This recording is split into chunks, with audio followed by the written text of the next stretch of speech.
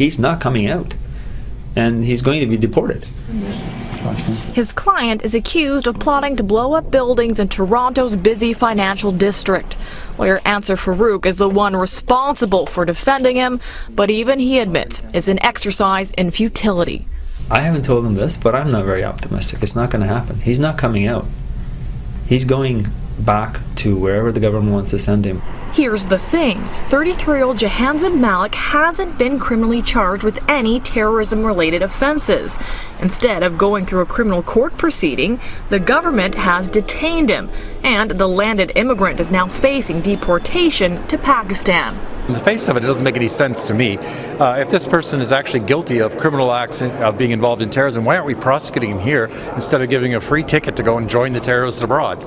Yesterday, Ottawa's public safety minister applauded the Canada Border Services Agency and the RCMP for their 6-month investigation that led to Malik's detention. Thanks to the work of our law enforcement agency, we were able to prevent that. Yet, according to his lawyer, CSIS had been watching Malik for 2 years, suggesting to some in the legal community that they were unable to come up with enough evidence to support criminal charges. The bar is much higher.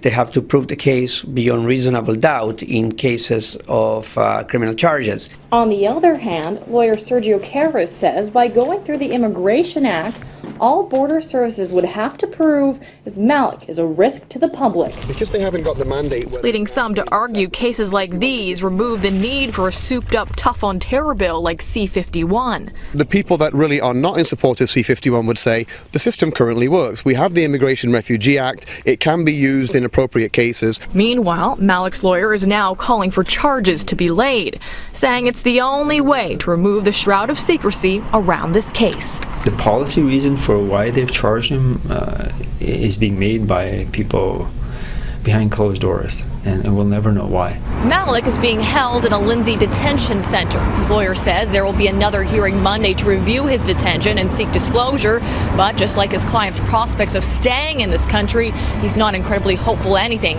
will come of it. In downtown Toronto, Amanda Ferguson, City News.